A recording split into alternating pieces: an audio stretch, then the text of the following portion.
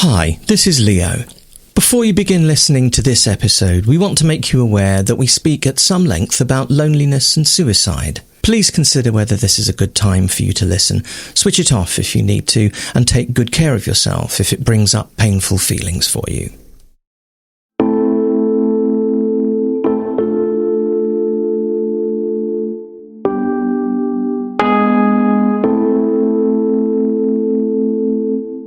Welcome to the Autistic Licensed Podcast. I'm Shauna and I'm in Carrickfergus in Northern Ireland. I'm Leo in London. We invite you to listen in on our conversations as we experiment with unmasking in an autistic space. We talk about what it means to discover we're autistic as adults, especially with established careers as therapists. We want people to know that autistic therapists exist and to broaden the conversation about neurodiversity. You're so welcome to join us, whoever you are and wherever in the world you are. We hope you'll find something of interest and connection here.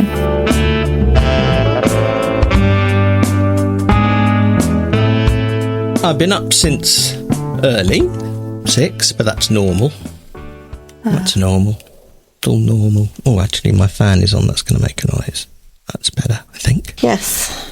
I got up about 6, actually, because I've been sleeping through the night, 2 nights in a row. That's wonderful. Yeah, that's a bit weird. That's good. Have you reset? I don't think it's about resetting. And I don't know that it is so wonderful because it kind of means that then when I wake up, I think, oh, it's okay. It's the middle of the night. I can read, I can do my thing, and then I'll go back to sleep again. But now these last 2 nights have been just waking up going, oh, it's kind of morning time. So I've kind of missed out. That's not what you're used to. That's not what I like. No. Not really what I like, but it's interesting. It's probably good. I think it's good for me. Like I had loads of energy yesterday, and I think I've got loads of energy today. So it's always good to kind of realise what it's like to, be normal.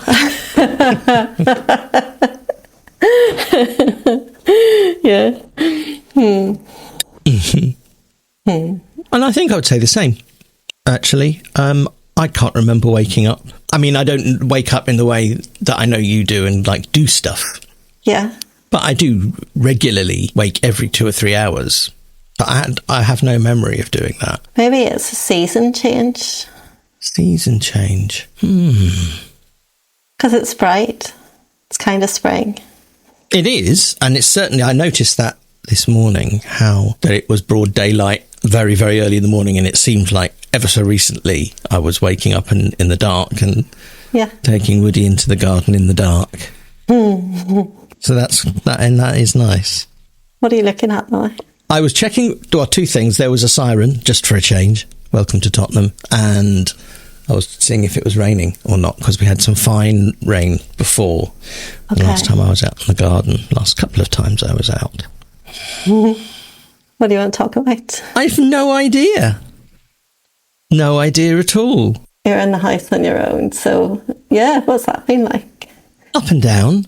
There's been, I mean, what do I like? I like being able to leave things where I can leave, being practical. Like the dining table is usually clear, or should be clear, and if I leave things there, they appear in my room on a chair. Put this away. And that's fine if I'm just being messy, and I can be messy, but often it's a practical thing. Okay. So, what's out there now? Dog medicine is out, because Woody's been feeling a bit dodgy for a couple of days, so rather than go into the drawer where we keep that stuff, I can leave it out. Things are to hand in the way that I would like them, and that's obviously mostly a subjective thing. Okay. Sometimes it's aesthetics versus practicality. And I randomly fall on either side of that divide myself. It's not predictable, and I don't claim to be consistent. Back to consistency again. But so that's one thing. And sleeping actually. So that's probably relevant. I'm sleeping well. That's because I can have whatever lights on I want, or have the telly on or not. Temperature is to my liking at any particular moment, noise and light, all of those things. So everything is to my comfort. To your comfort. And I don't have to compromise anything. So that probably helps sleep. I'm lonelier than I thought I'd be, quicker than I thought I'd be. And for more of the time than I thought I'd be. Okay. You want to talk about that? Although I think the only point or the only sense I made of it was, you know, why would I have moments, and they tend to be off-guard moments of thinking, oh, I'm really sad. Why am I sad? There's nothing bad going on. Rachel's away on holiday having a nice time. So, yeah, what's the problem? Why I'm not thinking about being on my own. When I do think about being on my own at the moment, it's for a relatively short period of time, and it's advantageous in most areas. I can just do as I please. I think these are kind of flashbacks to very long periods of time when I did not want to be on my own. Long time ago, 15 years ago, when I did live on my own, not out of choice particularly. I didn't enjoy being on my own. And now when it happens, it's all right. It's a choice usually, and it's very rare. And so there are nice things to be had from it, knowing that it's finite as well.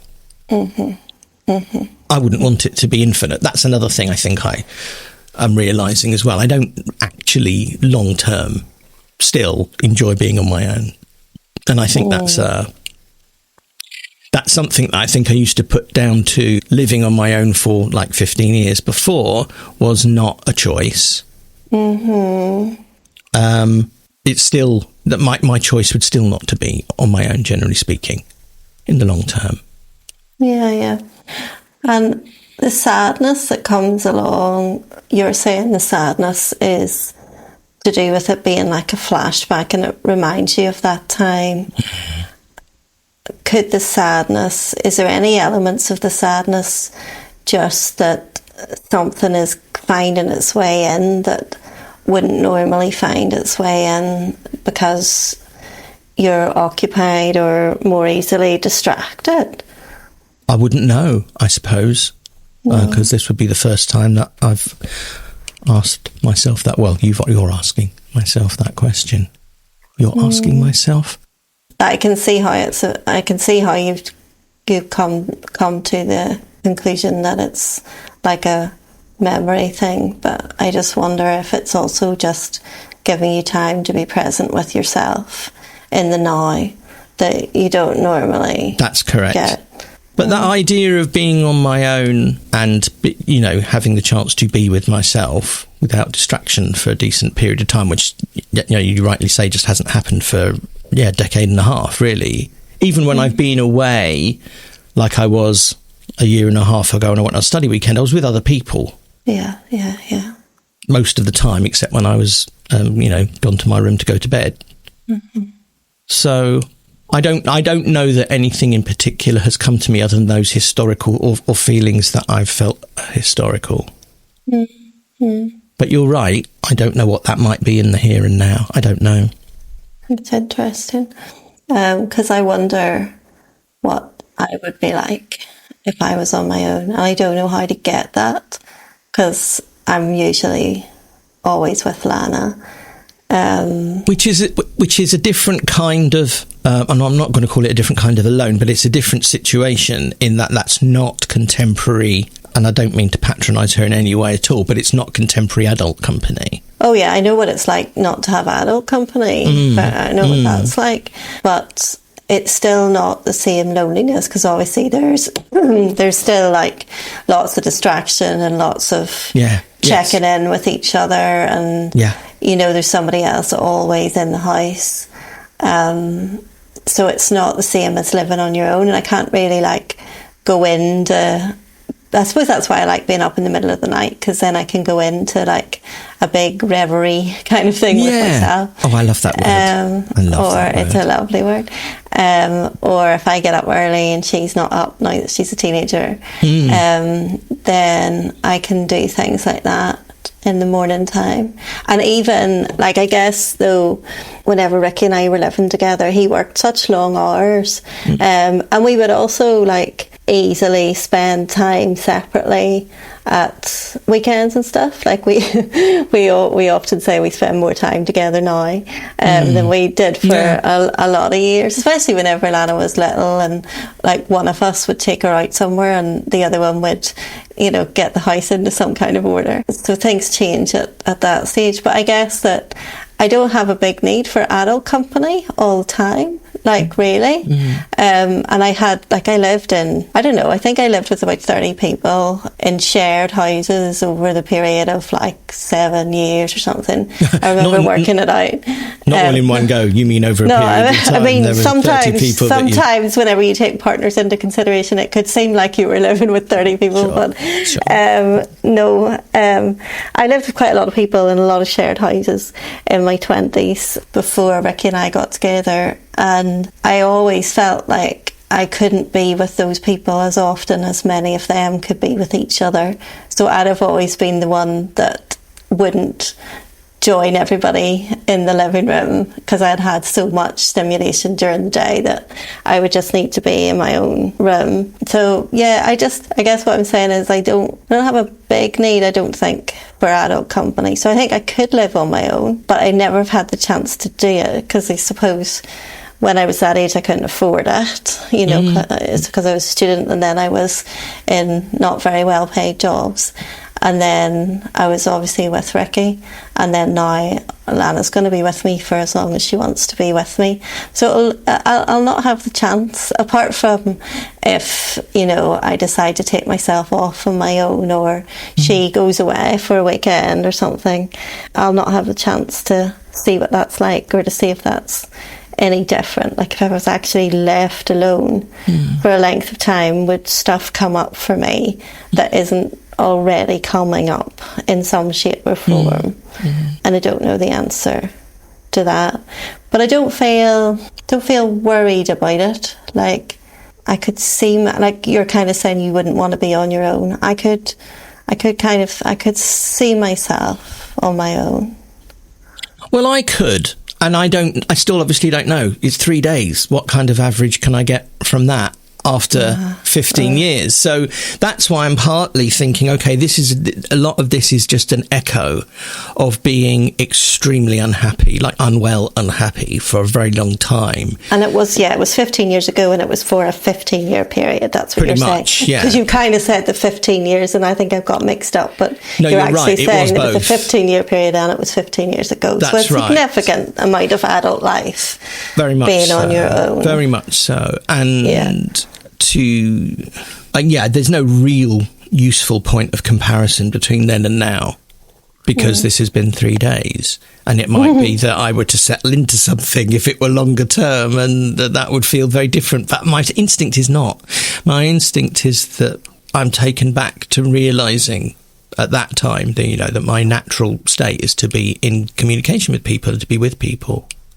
To be living with someone. Because I think that I wouldn't say that I don't need to be in communication with people. I do need to be in communication with people.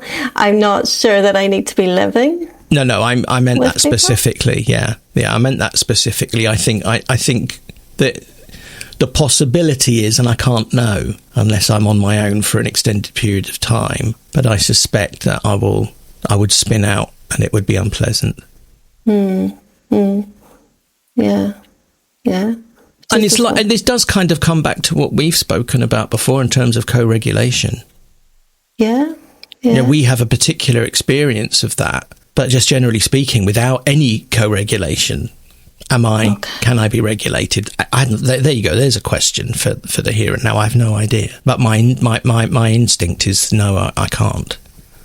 Even with the dogs?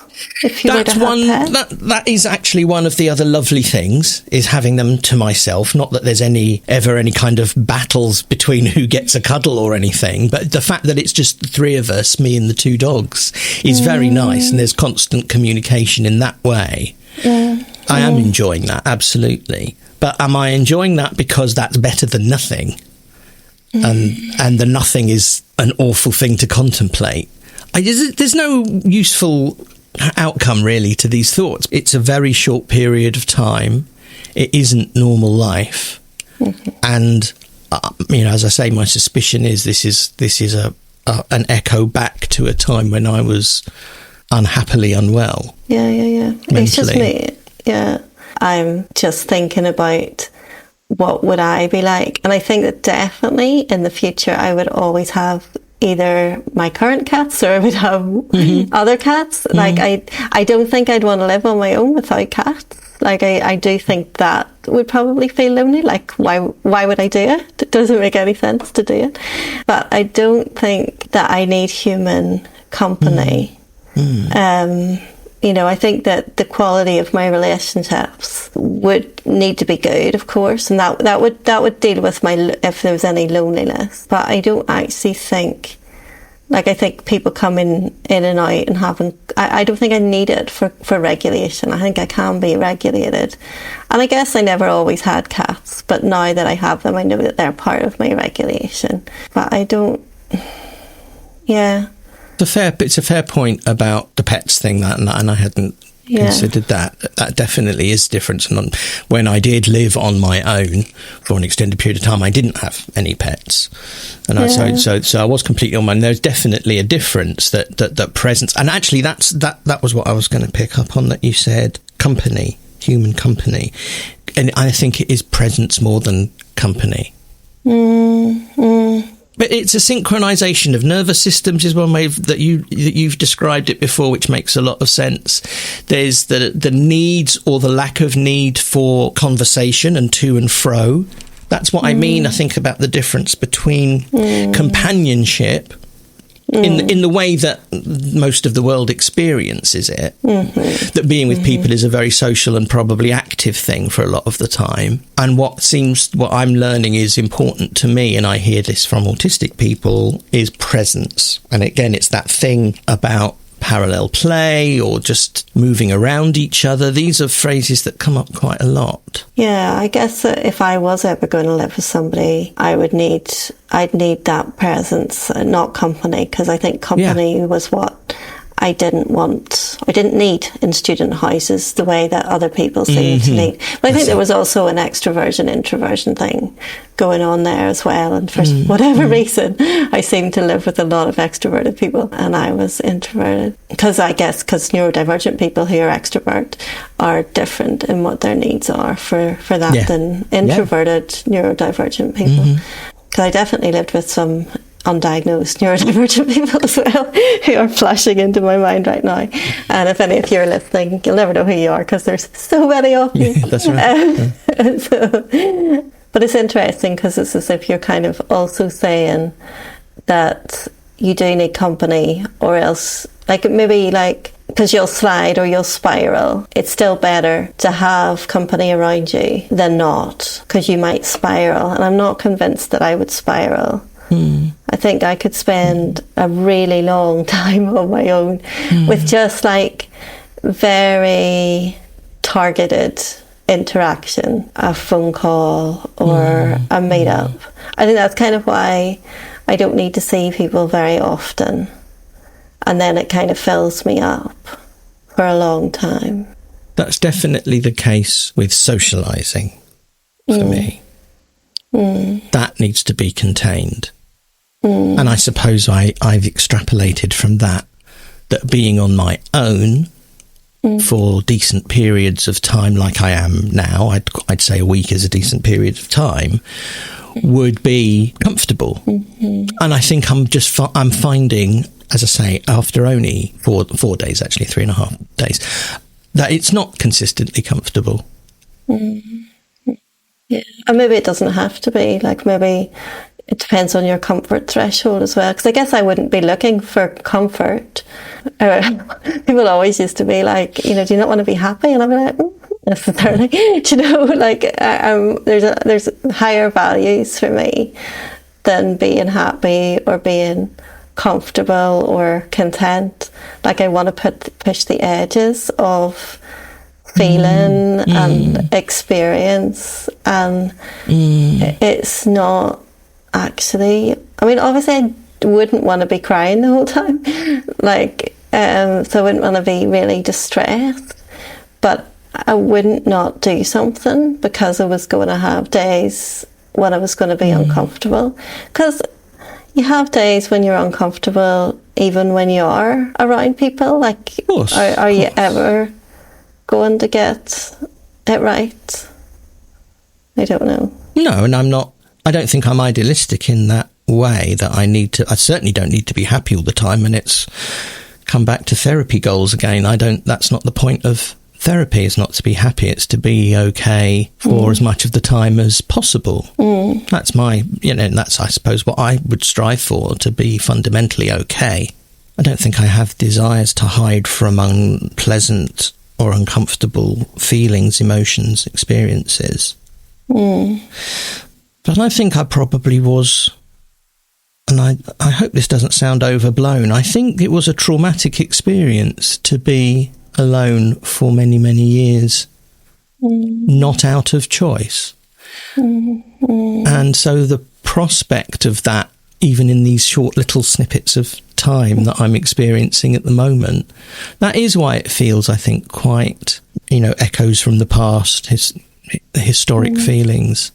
I don't, that was beyond uncomfortable. That was horrible and infinite. There was no end in sight, year on year on year.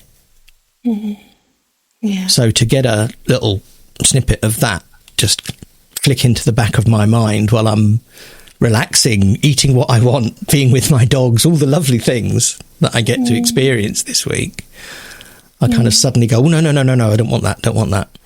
It does sound traumatic, doesn't it? It sounds like I think so. Trauma memory that comes, because that's what trauma memories are. Yes, it is. It's very, you're right. Thank you for reminding me, actually. That is why I'm using that word, is because it's very immediate. And it's sensory, and yes, it's got that quality of it, of something that's not properly processed and is still very alive, waiting to be triggered. Well, either waiting to be triggered or waiting to be healed.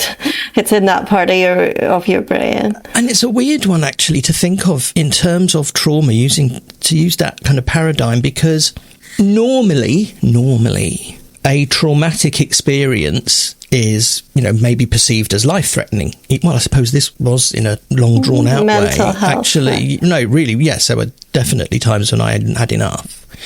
But, yeah, normally there is an event. So if you're going to, say, use EMDR to tackle, you need a specific memory. Or at least one at a time trauma. To focus. Yes.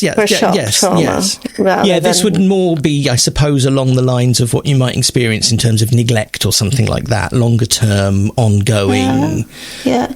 And that's not, I am not making a direct comparison there. That would be kind of obscene. I think it's okay. No, I think it's okay to use that. In some ways, your emotional and psychological health was neglected, without blaming anyone. Of course, you were an adult. Yeah. But it was neglected to the point that you could have been, receded away, lost, like a neglected person, and it also affected your physical health, and there was a lot of wake up calls in that sense as well.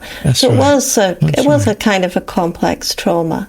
It doesn't fit with developmental because you weren't a child, but it's that kind of chronic, ongoing experience of trauma that is not like a shock, like an event, but it's still a trauma. A trauma is just something that's overwhelming to your system, and that you don't have anybody present to help you to regulate you and help you, give you hope to get through it. So it totally hits those kind of definitions. So there's a thing.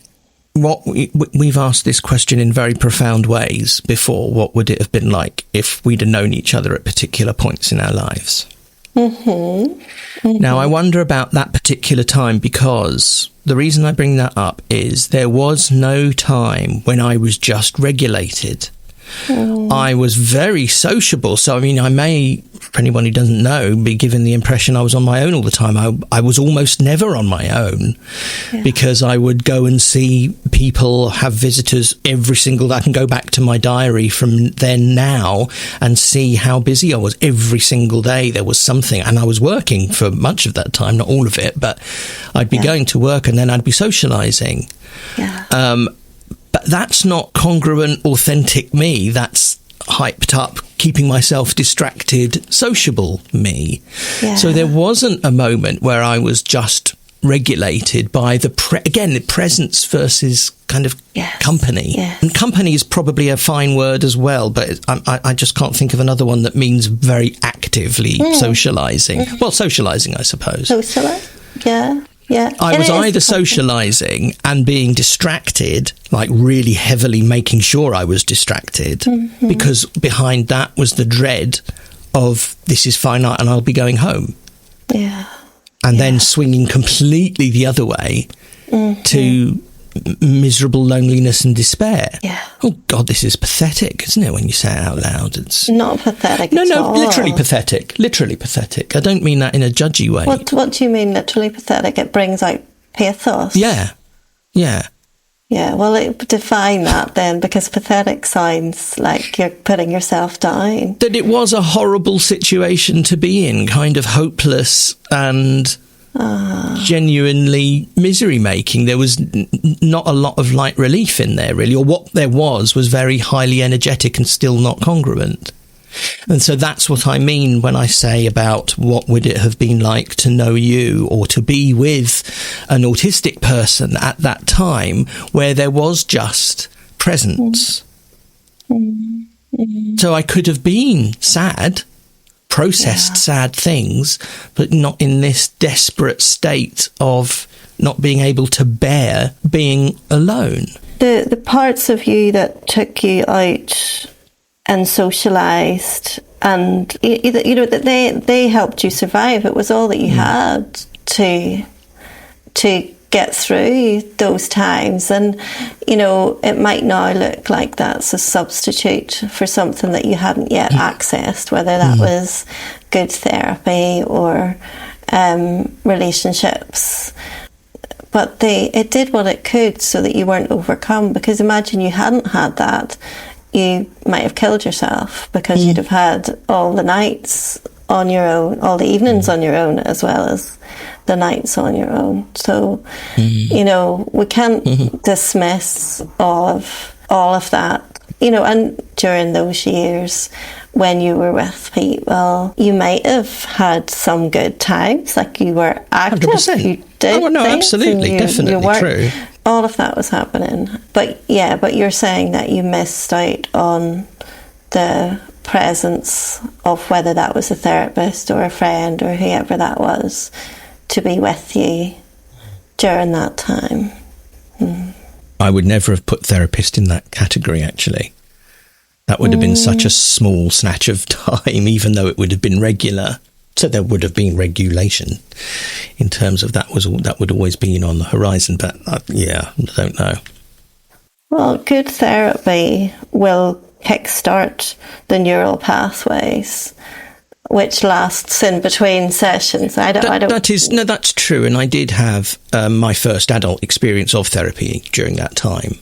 It was contained, for 3 months, but actually, it was the kickoff for me ending up as a therapist in the first place, and it did kick off lots of processes actually, and processing. So actually, that's fair enough. Yeah.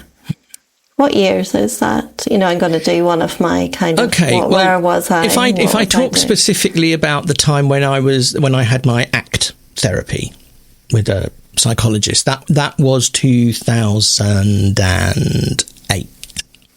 I can tell you exactly when, because I still have the written work that I did, and it'll be dated. Yeah, so the 15 years that you're referring to is the 15 years before that. So it's like 93 to 2008. Is that what you're no, sorry, this wasn't at the end. The end was 2010. Yeah, so around what I just said. So, 95 to 2010. Yeah. 95 to 2010. I was around a lot of people. That's probably the time when I was around the most people as well. Because that was my kind of year after leaving school through until Lana was 1. So there was probably a lot of people around at that time as well. And not a hell of a lot of co-regulation with me either, but I guess... And that was, I was suicidal in 95. So that was also, there was a lot of depression. Though I had lots of time to process things like that, because that was my student days. So I could feel all of that then. Yeah, it's interesting. Probably wouldn't have been a particularly co-regulating presence. Your experience, I guess, of, I don't know if you'd call it loneliness, but aloneness. I guess was no, but I'm thinking of just much, much earlier. I definitely was a lonely child. Definitely was a lonely child, and a lonely young teen. Once I kind of got to like 16, I was more kind of popular, more social, did not feel lonely. And that's whenever I kind of got co-opted into the whole church scene, which at that stage gave me a whole lot of belonging and, you know, self-esteem in that kind of way. And definitely for a few years then, took me away from risky mental health that I could have got into. I'd say at 14, 15, I would have been headed for major depression and a very low period of struggle. But then that did lift me out of that for those few years, to it again whenever I was 19, when I was away from home, 19, 20. But yeah, none of that really felt lonely. It was more the earlier stuff. Yeah, you're right. I'd say lonely definitely in early teens, and that kind of beginning of puberty kind of stage would have been really lonely and not fitting in and being sent to a school that I was totally different to everybody, which was a class kind of a thing, mostly a class kind of a thing.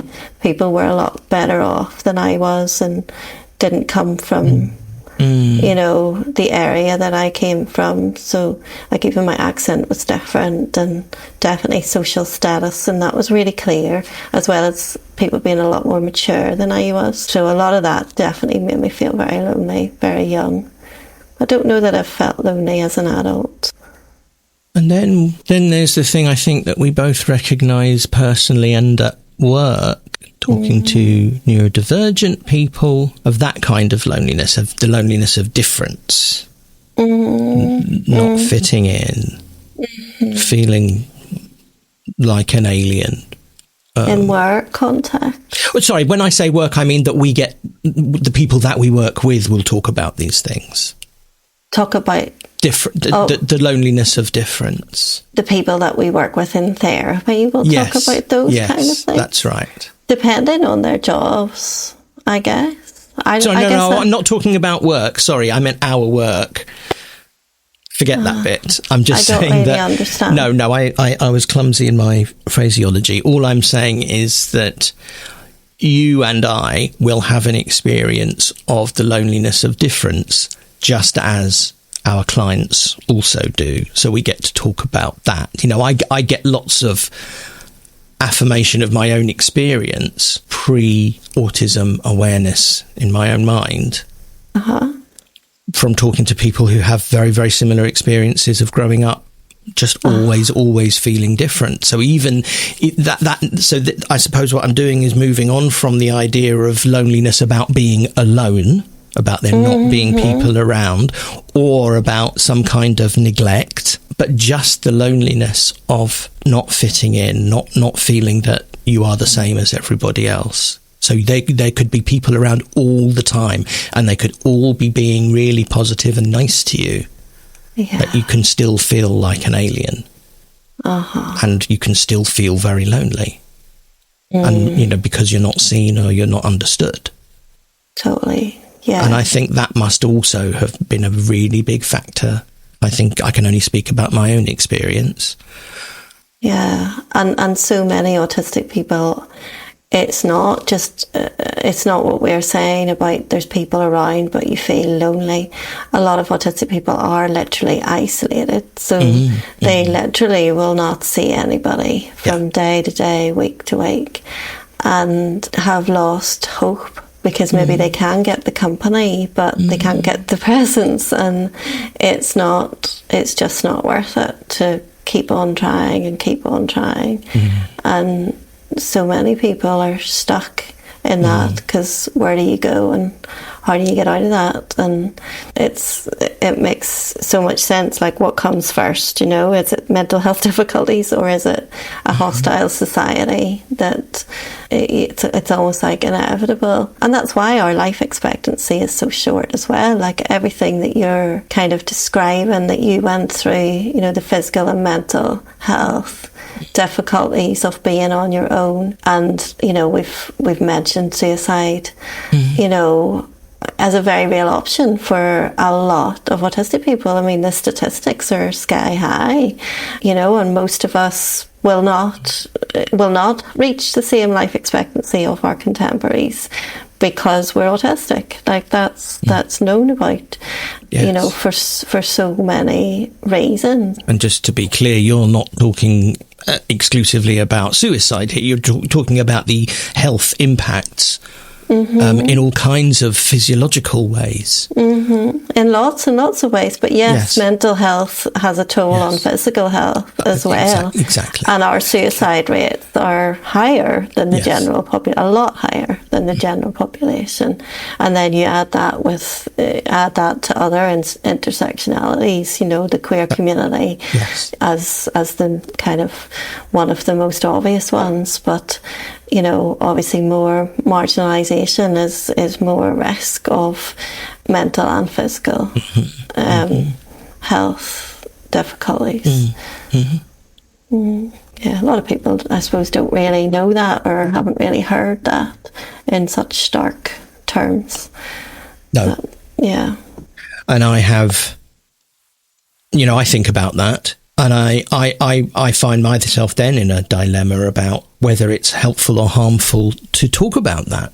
Because if you're already in what feels like a hopeless state, and then you start ruminating on life expectancy and suicide rates, more people need to know, that's for sure. Well, people need, you know, the general population needs to have an understanding of the profound impacts on all aspects of health of difference. Yes, people need to know that. But actually, people themselves, I mean, it's like training in, you know, working with suicide 101 is, if you bring it up, it's not going to be the first time the person's going to have thought about it. So, no, absolutely. You don't avoid talking about it. And I think that as autistic people, most of us have thought about it pretty early in life. I was thinking about suicide from my early teens. I had I was actively suicidal at 19, 20, and I had no life expectancy beyond the age of 25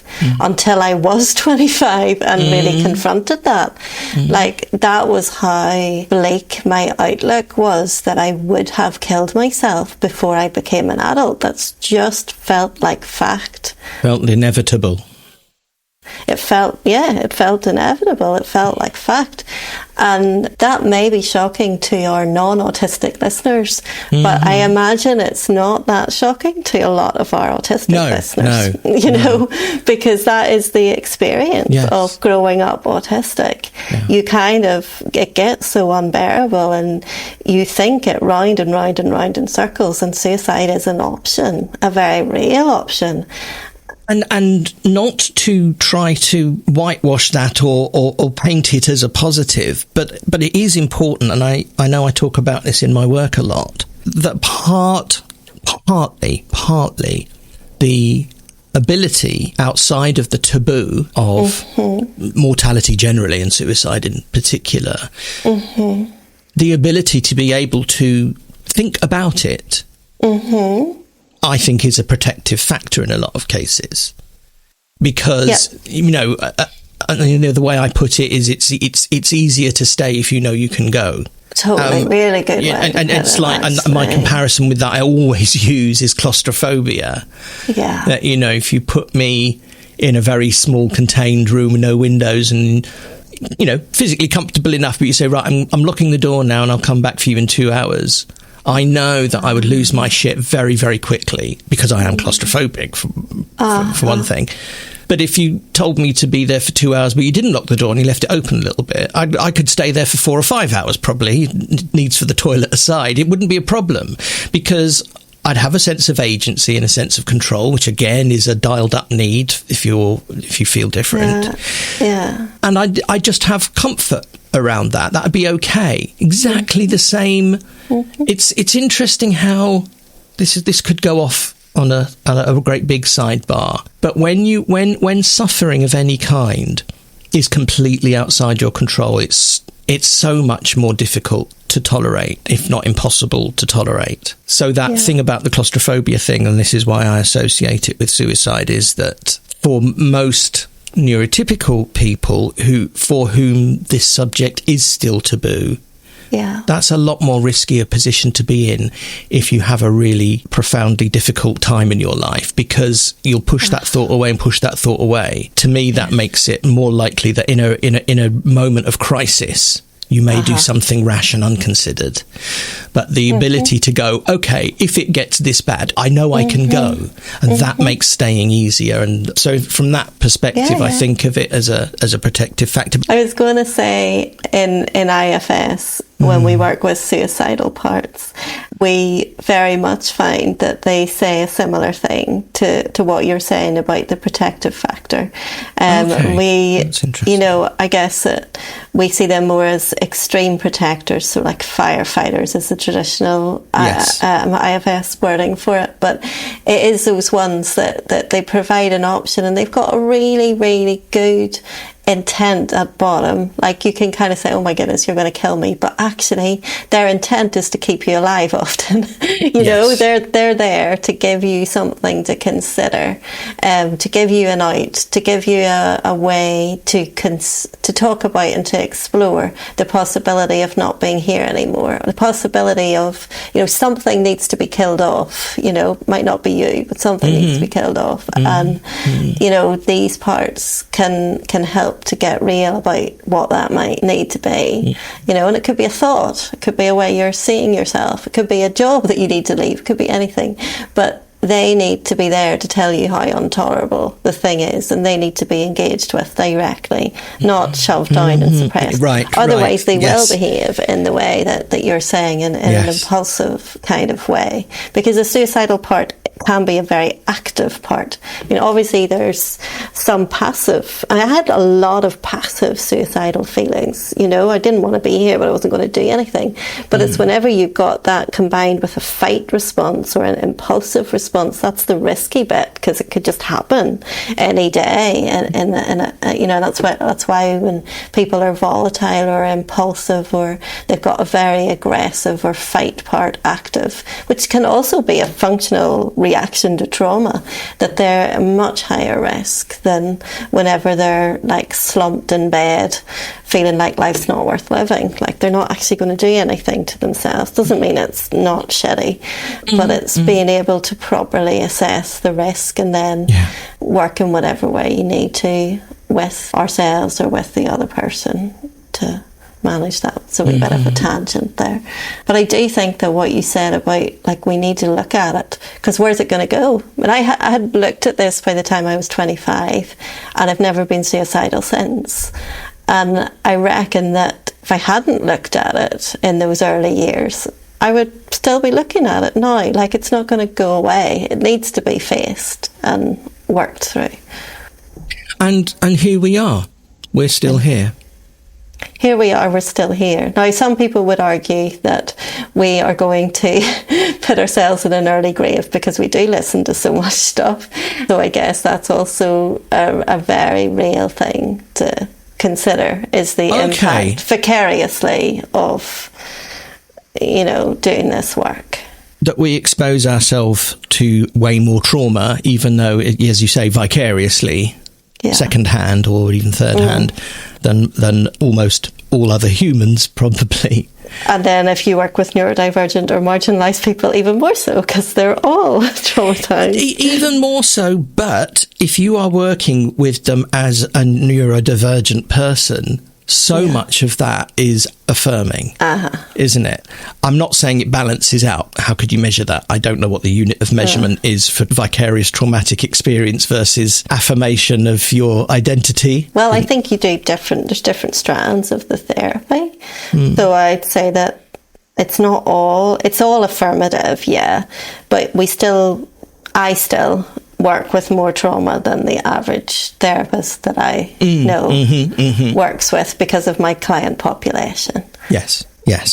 And I don't know if you meant this specifically because you do work specifically with trauma, but also, as you say, because all autistic people that we see are going to have some experience of trauma, and circling right back to the beginning, if nothing else, the loneliness of difference. Which often is played out in our therapy room because we might be the first person who they've felt the same as. Usually, I would say. Often, yeah. More often than not. More often than not. Yeah. Which is why we need autistic therapists. And why we need to look after ourselves and why we usually don't work as crazy hours as it might, the demand is for, and and I guess some expectations are for, but I think it's why I dig my heels in hard about the need for self-care and the need for time off, and not to get caught up in that, because I'm very aware of the risks of vicarious traumatisation, and no matter how good you are and how trained you are and how well supervised you are, that we're still around that a lot. Yes. Well, on that cheery note, are we going to stop the tape?